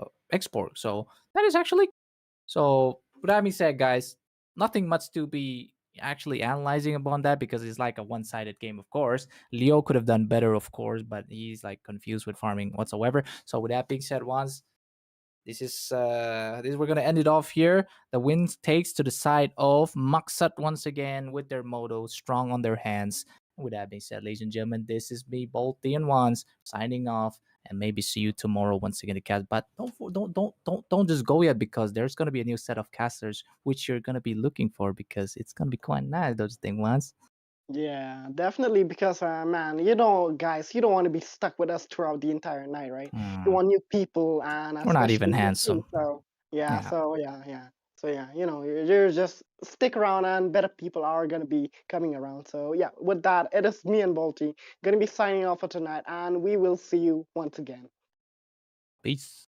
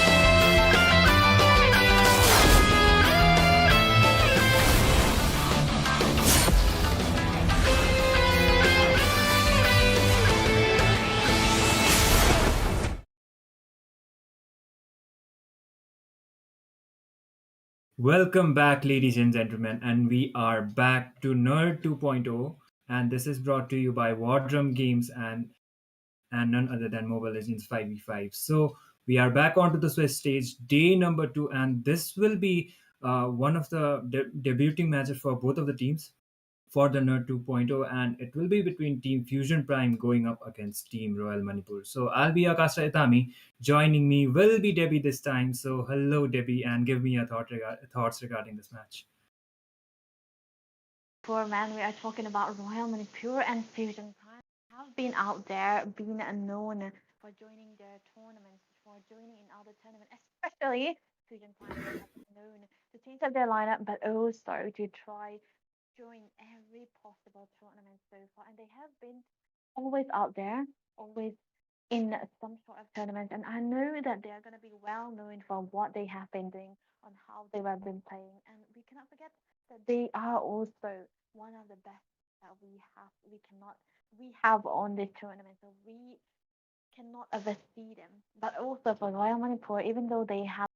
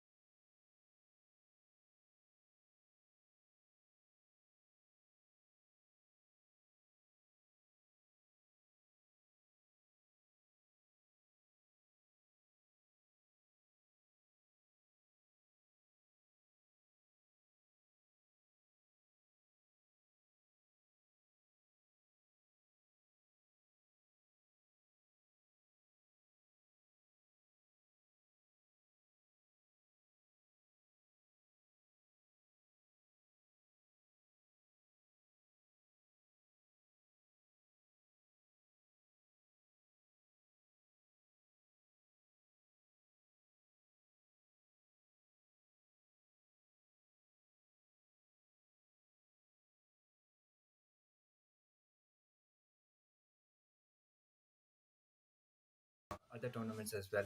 They love picking out the Kalia if it is opened out, and Kufra, he is a situational pick. But against, that kind of mobility heroes, most probably that is going to be working out onto their favor. So without any further ado, we are back onto the land of Dawn. This will be the Swiss stage, second day for it will be Team Fusion Prime going up against Team Royal Manipur. For now, neutral objectives are being secured, and I do believe early game wise, Fusion Prime might have the advantage, but definitely they need to be finding their opening for that. Yeah, the openings are definitely going to be required. But then again, I can see there's a little bit of poking onto the top side, the Kalia, especially the Kalia against the healer. That's definitely something that we have to be mindful of. A Kalia wins against the healer into the lane. So there we go. But right now, the focus is definitely going on onto the goals. I look at the stun, Itami. Oh, the Purify was also baited out, I guess. And yup, Harith was forced out to use out his Purify. The stun Abyssal Arrow was quite up to the point. Biju Hunter comes up with the play, but there is a poking games going around. Momo okay will be trying to dive in, but the Hilda is onto the bush, so she will be able to sustain it somehow, though. The quad shadow was there, but still it didn't connect onto that. So you look at that Hilda doing that poke against. Oh my god, the initiation is right there, and so you will be able to escape somehow. There is still not first blood drawn. The healings from both of the side of the teams. The healings, I think this is a healing game, but oh, look at that. So to the goal side, it's actually ZT is taken very low, especially a Harris against a Granger, but the turtle is going to be definitely taken by Momo. Okay, a little bit of contest coming in from the side of Fusion Prime, but still not enough. And yeah, the pressure is still up for both of these teams. Already 2 minutes of this game, and no kills, no first blood just yet. But then there are a lot of poking games happening here, and definitely the goal side. I thought that ZTS might be able to win against Eve than a Laurent here. But then again, he's a Granger. He was supposed to lose, but that is the power of a Granger user. When you are so good onto this hero, you cannot be countered easily. So there we go. ZTS might have to play a little bit careful, or even try to ask for his teammate for the backups here, because right now Krang might be into the picture. Oh, the guiding wind has been used out by the Matilda. The circling eagle also came up, revitalized, being used by Crank quite early. But the bat feeds, as well as the initiation coming up from the Kalia. The tsunami slam is there, but still first blood is yet to be drawn. But Hilda comes up with the power of wilderness. This will be the first blood. Kalia goes down. Royal Manipur will be losing one. Pekka will be going down onto the process as well. That will be a 1-for-1. Mid laner getting traded out for an EXP laner. You know what? I do really hate playing as Selena against Hayabusa, and this is the exact reason why. Because Selena is, even though she's considered an assassin, she's actually weak against this. Definitely a divey assassins like this. Hayabusa, Momo, definitely comfortable on this hero as well. But look at that. Oh, another initiation will be coming up this time. Granger won't be able to escape. There are 3 people diving onto him, and the blood has been drawn. Harith gets the kill. Oh, no, it's the Sicilian who got the kill, but still it's the gold laner who went down for the side of Team Fusion Prime. So the turtle will be about respawning, and that is definitely not a good sign actually, because somehow the Vito Wanderer was secured. Oh, that was a good steal, that was a good steal. But then, like I mentioned, the turtle is gonna be spawning any time now into the bot lane especially, and I think there's no chance that it's gonna be free, because Fusion Prime even, look at the stun. Circling Eagle has been used out by that Matilda, but she doesn't have any initiation. Momo will be going out with shadow kill. The heals will be saving us. Tsunami slam might be used out by Beju Hunter, and there comes the tsunami slam onto one people, but still the damage is coming up. The bat speeds as well as the pattern back coming up from the Sicilian. Fusion Prime are the ones who find those trees. 2 people from the side of Team Manipur. Royal Manipur goes down, and they are trying to initiate onto the Harith as well. That will be a double for Restless. He will be getting 3 trades, and Fusion Prime will be winning onto this team fight. Oh my goodness, Restless. This guy is definitely restless, because he was able to take the kills and even try to go for this turtle and steal onto the blue buff as well. So double gain for the side of Fusion Prime. But look at Bizu Hunter. He tries to go in, Hilda tries to go in, but still Biju Hunter was able to sustain it out somehow. And looks like, onto the bot side. Harith is getting quite good. ganked out. He is quite low. The Zaman Force was forced out by him. Somehow he was able to save out his life. But the Kufra, he is trying to initiate onto that Granger, and he will be able to escape somehow onto the top. The initiations are still going on. EXP versus EXP, 1v1. No bloods drawn, but it's only the brawls. It's only the brawl. Look at that, because there's some more going on. The slams. Bizu Hunter is just trying to go for the 1v1 situation, not letting the Hilda leave the lane, because that's what Hilda do. No might aim onto the Hilda, wants to go for the fight, wants to go for the flank onto the back lines, but he hasn't been able to do this because Bizu Hunter has been imprisoning him onto the lane. And look at that. Circling Eagle! Circling Eagle comes out onto that Sicilian. So you try to dive in, but be able to get that Sicilian down. Super Zooey will be able to escape somehow. They, two people dive onto them, but still the trades were not drawn. Biju Hunter might be trying to initiate, but okay, they have decided to disengage, and that was the good call from both of the sides. Yeah, good calls. Definitely has to be, play a little bit of a disciplined gameplay coming on. But then again, I think for the goal lead, if you talk about the goal lead, Fusion Prime does have it all. Look at the stun. I think it was actually good stun by Pekka here, but he might not be able to go in because there's so many backup plans coming up on the side of Royal Manipur again. But when you are rotating towards the goal lead together, your jungle might be in danger. But look at Krang. He wants to go for a steal, maybe. Oh, nothing much. Okay. Just the poking games actually, and looks like this will be the third turtle for both of the side of the teams. Fusion Prime might be on a better position to be contesting it because they have the better map control and they have the one tower advantage as well onto the bot side. So that will give out them the vision, and looks like it will be an uncontested turtle. Look at the poking games. The Kalya and the Hilda are just going. They are just going up, brawling up against each other, but still they are aware of the fact that both are healers. Hilda, she will be needing a bush, and Kalea, she just needs to be fisting it out in order to get the heals she needs. Yeah, just do the WWE mania here. Then there's not gonna be a kill either. But look at that, the stun coming through. Krang. Oh my god. Oh, we have to see this though. But then, okay, there we go. Oh, the initiation, the power of wilderness came up onto that Sicilian. The Abyssal Arrow won't be connecting, but Sicilian will be taken down.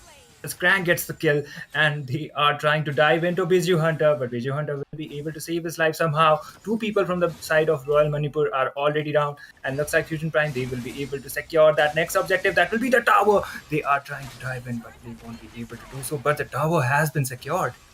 Yeah, the tower is definitely secure, and this is going to be giving Fusion Prime a little bit of a space for them to try to go and show out their dominance on top of that. And yeah, when you talk about dominance, right, I think Saint Laurent onto this Granger, he already got those the Sky Piercer on top of that, so definitely it's gonna be hurting because look at that. Oh, first build is the Winter Crown for Pekka here. Maybe he wants to survive the onslaught of the Shadow kills, but then again, it's gonna be a little bit lesser magic damage coming out from their side. But yeah, they're still dependent. They're still dependent on Saint Laurent to go for this damage here.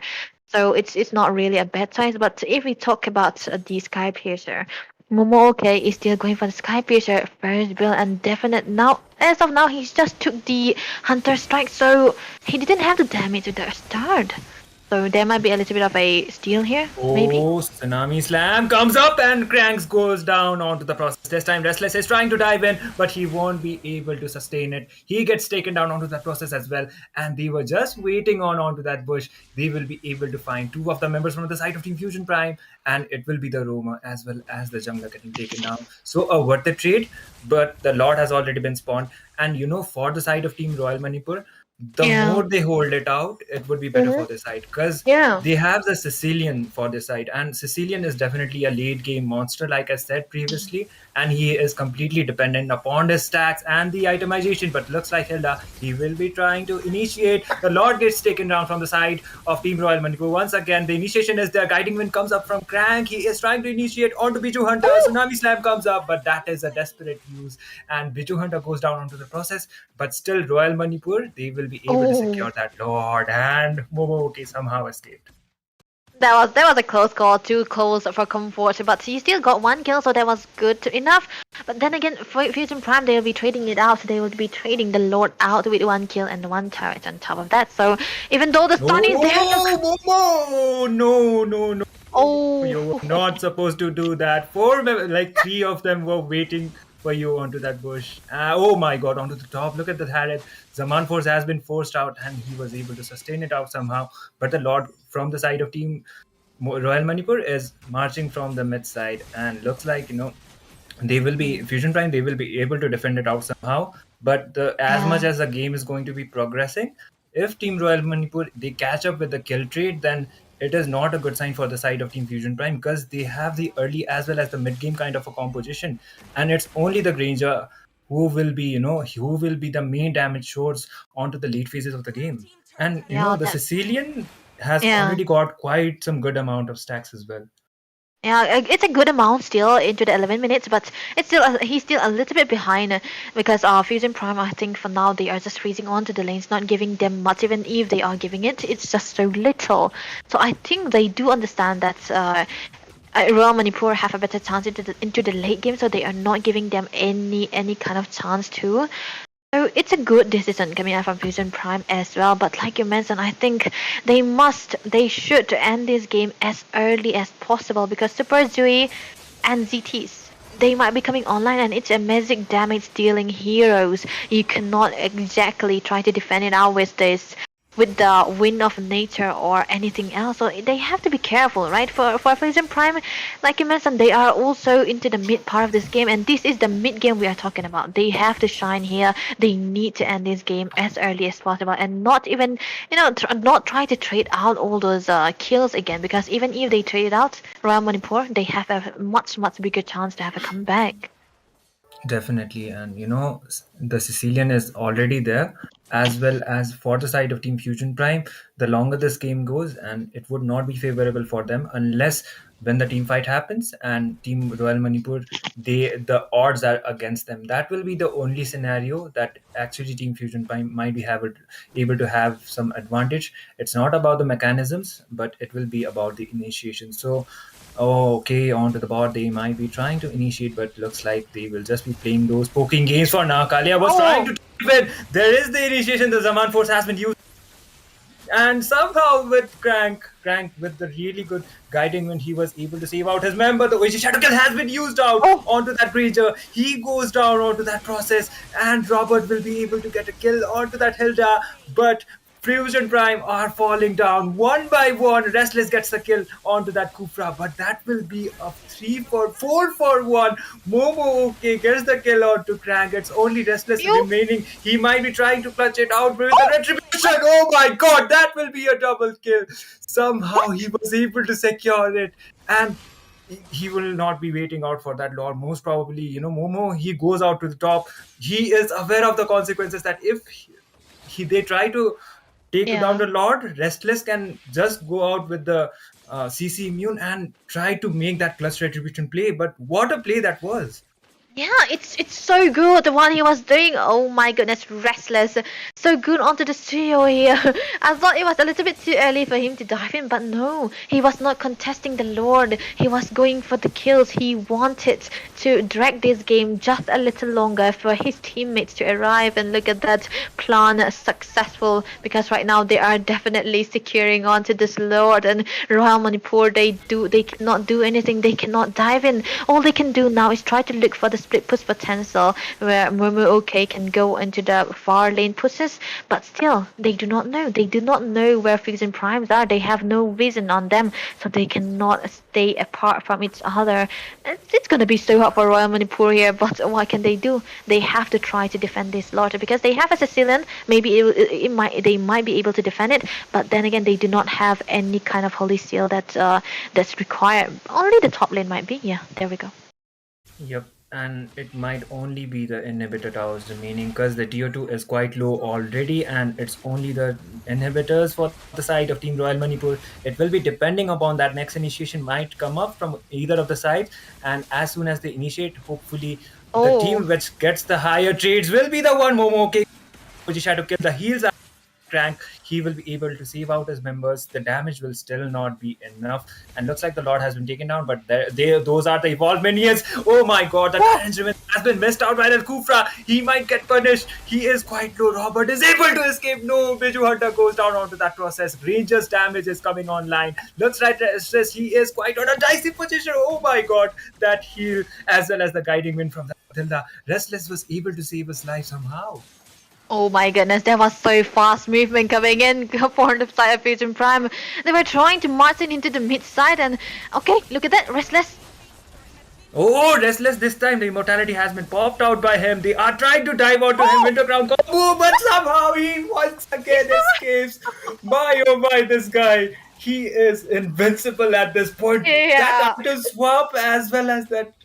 What do you call it? Movement. I'm in a loss of words. That was a clippable moment, definitely, I would say. But that immune coming up from him, the immortality as well as the winter crown swap. Man, oh man, cherry on top. Definitely a highlighted moment, cherry on top moment. This guy deserves all the praise, man. Oh my goodness, what a good game coming up from them. I think this is something Fusion Prime has to focus on now. I mean, not Fusion Prime, Royal Manipur have to focus on now. They want the blood of Restless here because they know that he is a win condition, but they weren't able to take it because whenever they try to go for the damage, they try to go for this pick-offs, especially on this in the hands of Biju Hunter. He have the blade starts. He is able to survive time and again. So I think it's just putting Royal Manipur in a position where they have to second think every time they wants to go in because there's always a way for survivability for all the members, especially for Restless here. But now the lore is gonna be up here, and both of these teams are trying to contest for it. And even Royal Manipur has a good setup here. Look at that. Yep, but a lot will be starting to be contested from the side of Team Fusion Prime, and hopefully they able to melt it down, get the and the poking games are still going on, but by far the game control is definitely favorable for the side of Team Fusion Prime because they are getting the vision that they need because the tower advantage is favorable for their side, and Momo OK was nowhere near to be contesting for that lord. And looking at the itemizations, Suyo is almost full items. Granger has got his Trinity as well as the full item build as well. And onto the later phases, he might be swapping it out onto the some items. But it's looking quite good for the side of Team Fusion Prime, unless Team Royal Manipur comes up with a clutch play and Team Fusion Prime, they are not able to do the communication that they want to. If kind of a miscommunication happens onto this Lord fight, then it will be deciding the scenario of the game. Oh my god. It's scary, definitely scary. Who's gonna be starting this game? Who's gonna be starting the fight? Because the lore is marching down into the mid lane. The top lane will be taken away, but look at that, Itami. There's so many damage. Oh my god, mega kill for Restless. They are trying to drive in, and looks like one by one Royal Money down. I will be able to wipe them up 4-4-0, and they completely go down. Fusion Prime takes the win against Royal Manipur. What a good setup and definitely a good gameplay coming out from the side of Restless here. This guy is unstoppable. He's invincible. He cannot die, does he? No matter how many resources you burn on him, he's gonna be outplaying you, swapping all those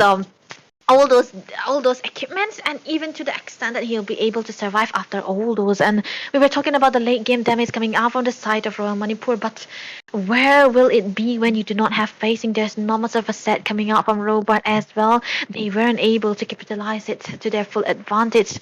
But then again, Fusion Prime, they did it all. They did this with a full kill participation lineup here, Itami.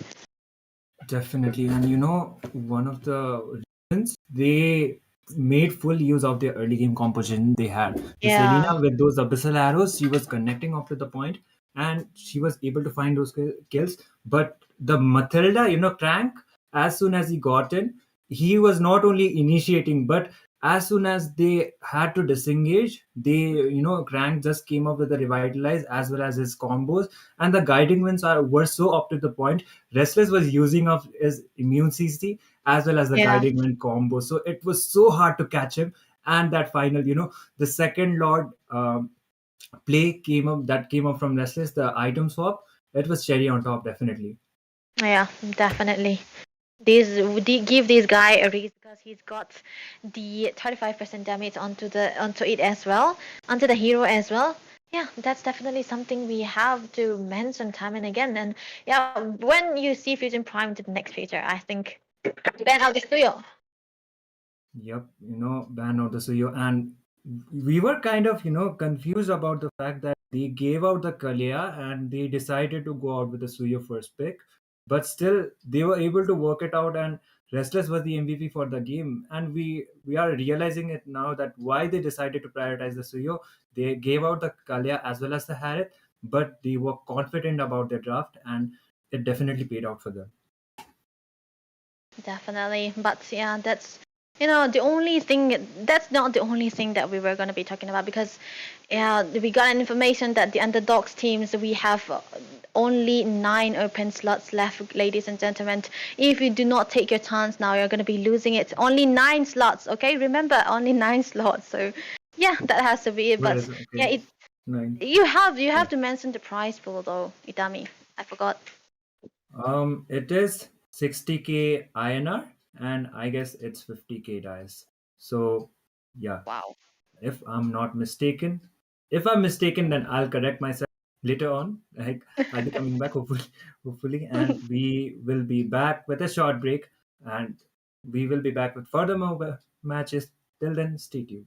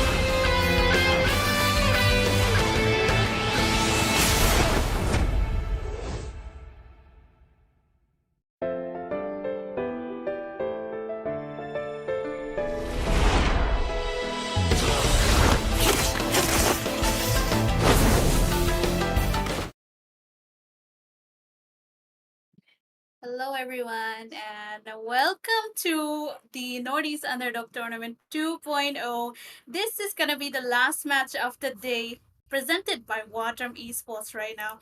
And two of the most quite interesting teams, I would say. But, before we get on to that, onto the caster's desk, this is your girl, Zivo. And of course, onto my right is going to be Debbie with us.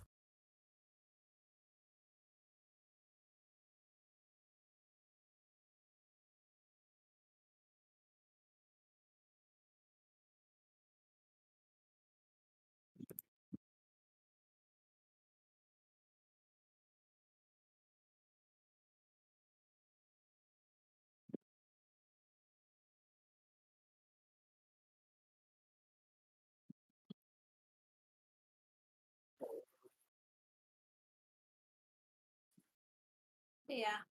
Well, I'll just continue. The thing with both the teams is we all know Tartarus, and in heaven they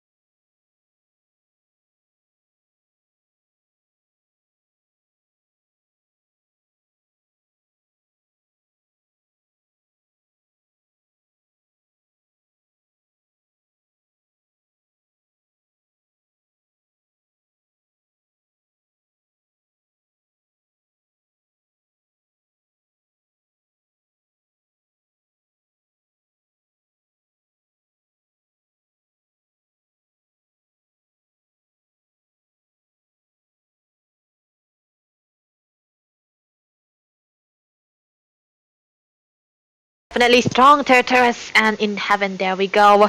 The lines are here. The lineup is here. The draft is done.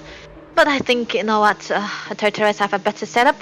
Even though they are high on the domestic damages, I think they do have a better chance into the early parts of this game as well, because just because of the pressure that the Guinevere might have with the spatial migration on top of the Farsa again. So yeah, when I talked about the early game hero user of or early game mates user Eden is, there we go. He's onto the Farsa. It was not actually the Sicilian he's on. It's actually the Farsa. So definitely, early game is how Tartarus plays. So in heaven, they want to drag this game, Jewel.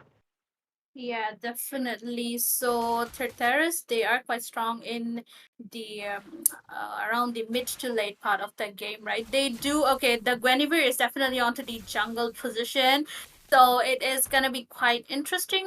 Do you think it's gonna be a magic Guinevere or it's gonna be like a half Same. hybrid or something? You know, because they already have a lot of magic, but onto the bottom lane. Oh, PC trying to take out 27, but will be getting away unharmed. Really great news for both the teams. But Hayabusa trying to dish out some damage onto Guinevere will be retreating back there as well.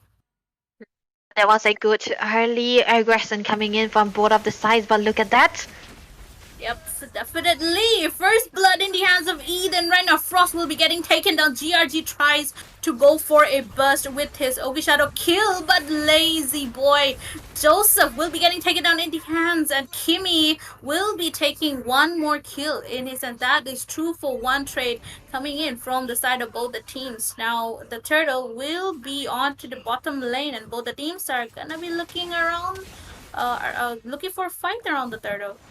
Yeah, the fight's definitely going to be there, but look at the position of Tartarus here. Kimi not yet level 4, but still in a good position to try to go for the choke slams or whatever the stun he can provide for his team. But there we go, level 4, 27 onto the Khalid, also level 4. So this is going to be a great start for the side of Tartarus here. Meanwhile, for Finn, he's still not level 4 yet, so there's a possibility that they might not try to contest it. But there we go, look at that.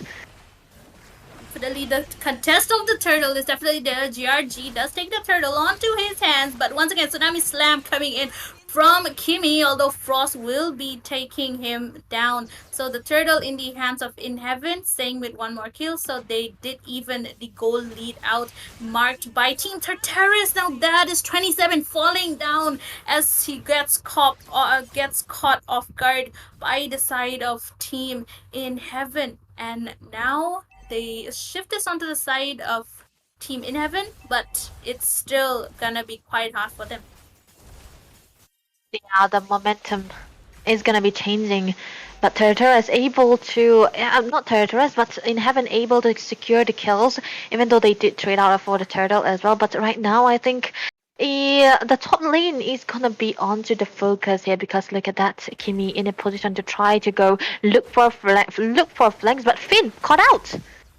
Yep, Finn definitely getting caught out on GRG, trying to go for another engage, but then again, oh my goodness, Frost is forced out on to the Purifies. The man forced onto the back line, but Kyle strapped down really low. GRG will be taking that kill, while Finn is the one to die onto the front lanes. But once again, Hayabusa does not have the Ogi Shadow kill. Will be getting caught up by Kimmy, but finishing blow will be dealt by 27 on that Khalid right there. Both the teams, they are on par with each other. Every single time they have gotten the kill, the other team decides that they need a trade for their team, but still the goal lead as well, Debbie. It's really neck to neck battle for them.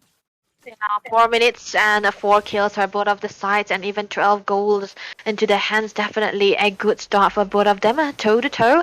And yeah, this is they do not want this, because both of the teams, they want to be into the lead. So the turtle is gonna be so important here. But to look at that, Tartarus are on to the heavier, to the better set. But Finn, look at that, the jump. AOG right in front of Farsa right there, and look at that. Jared taking Oh, the turtle from the hands of Tartarus yet again, and Eden will be falling in his hands once again. So turtle secured and another kill. That is a deja vu coming in, Debbie, because last time the same thing happened, but it is Tartarus that we are going to be talking about. But once again, 27 gets caught off guard onto the bottom lane, will be getting taken down as well as the bottom lane turret as well.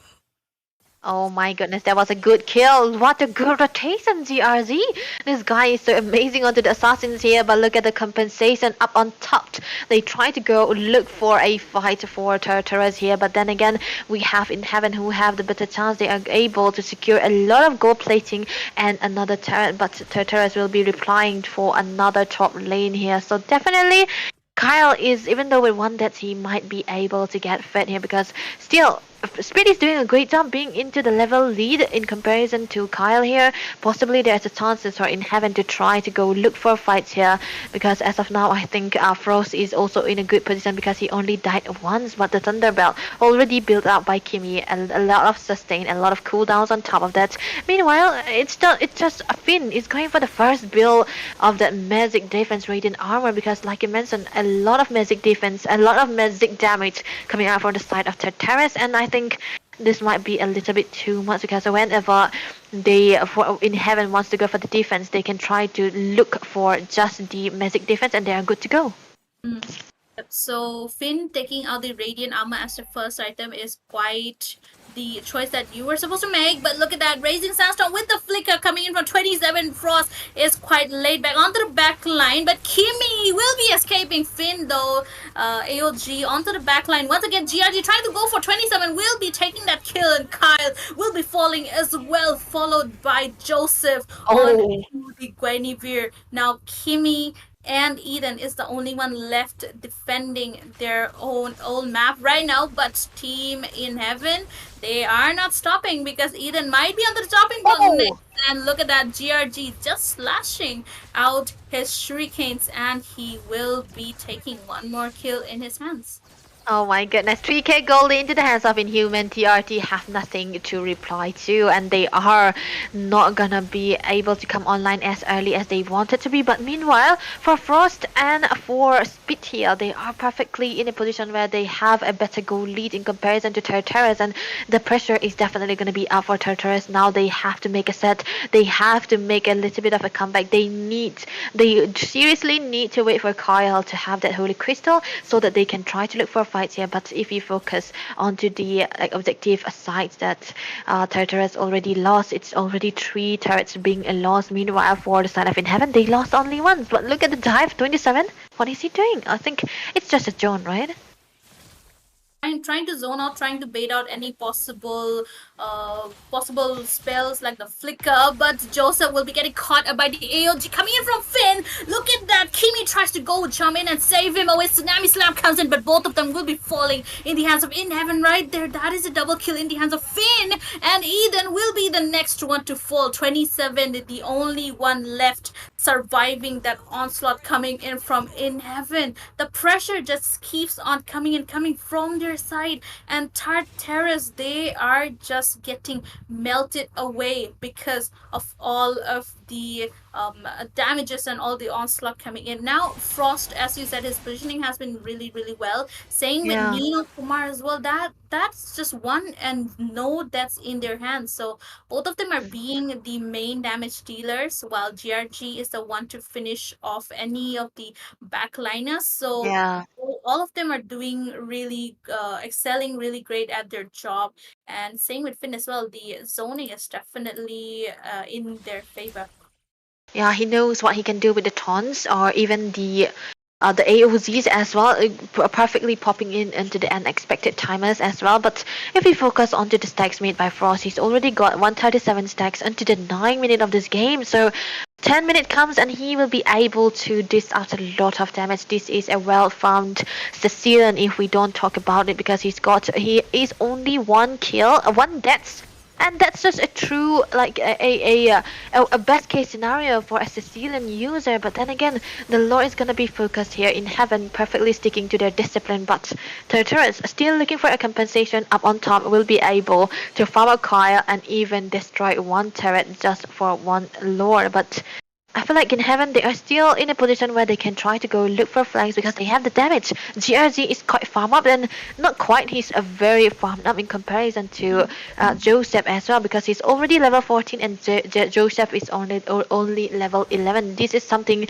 you do not really see much because Joseph is known for his capability to farm up even though he's behind. He's got those kind of places where he goes for the XPs even if he dies.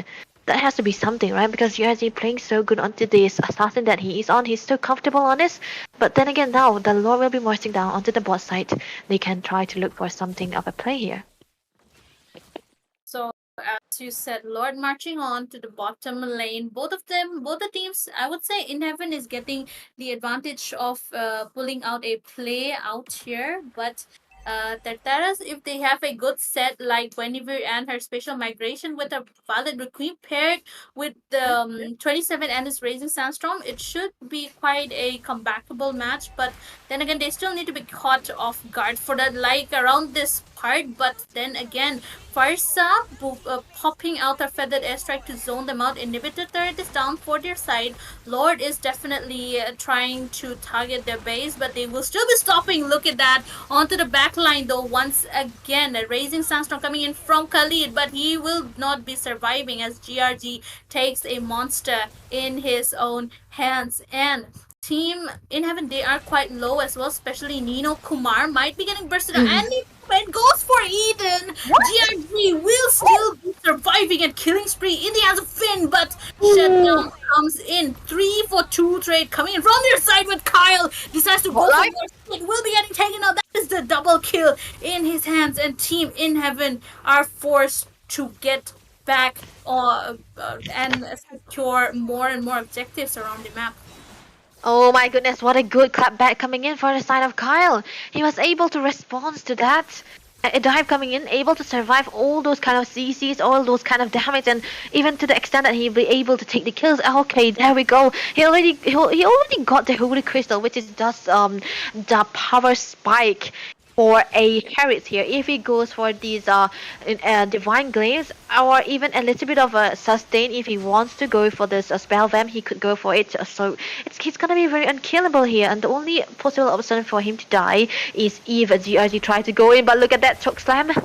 Yep, definitely. The slam coming in from Kimi won't be doing much of a damage because he's gonna be the one falling. But still, Kyle having the killing spree in his hands with his Demand Force and his Chrono Dash, but will be getting shut down by Sped right there. Double kill in his hands. Eden, that is a triple kill. 27 falling out in his hands. Now, Joseph is the only one remaining to defend the base, and Team 11, they are in the position of ending the match, but still, oh my goodness, Joseph is trying his best, but it won't be sufficing as Team In Heaven takes the victory in their hands.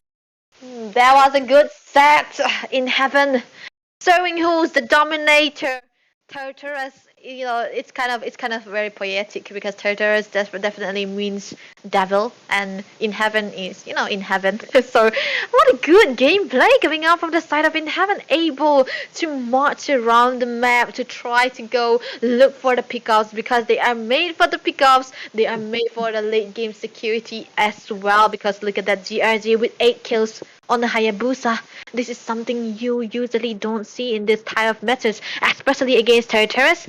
So kudos to them. What a good gameplay, what a good setup. And you know what, I think that the draft is also here a good here because Spit onto the Bruno was able to perform so well, not caught in a moment where he gets picked off quite easily, because 2 deaths is already a good one for a hero like Bruno, because he's not the most mobile marksman even though he have the tackles. I think, oh my goodness, a good start, a good response. Always looking for a compensation when they lose something. Tartarus weren't able to respond to this. Yes, definitely. So in heaven, I think they have studied Tartarus really well because they have Mm, been marking, 27 quite a lot, and he was getting caught off guard every single yeah. time. And Eden as well, the main playmaker with that Farsa was getting targeted by GRG onto that Habusa. And it was just playing all in the favor of team in heaven, and Frost was just getting the farm little by little while Nino Kumar, his positioning was phenomenal because Finn was the one zoning out while Nino Kumar was trying to melt the front liners like that we have as a CC user, right? As a CC user, you are supposed to just jump onto the front line and just melt because you deal damage based off HP. So overall, Tartarus, they were falling behind right from the start, and the amount of pressure that was applied from the side of Team in Heaven was just too much for them to deal with. But the thing is, the match was a neck to neck battle, so Yeah. it was quite interesting to watch. It was definitely one of the most interesting match we have seen today, because like you said, neck to neck, toe to toe. There was no way that in heaven was giving out the leads, or even Tartarus was giving out the leads. But it get to a point that only once into the game, into one odd minute of this game, where they were able to have a goal lead of 3k, which is the most lead that they have against each other. So yeah, in heaven from then on, they were able to utilize this, capitalize the economies that they have, and try to go look for the pickups. And you can see how much of a damage GRC was dealing onto the Hayabusa. This guy, I think the dive, the execution, everything was on point, and I think they have, you know what, they have what it takes to take it, Tartarus down. And yeah, this has to be the biggest upsets that we have seen so far.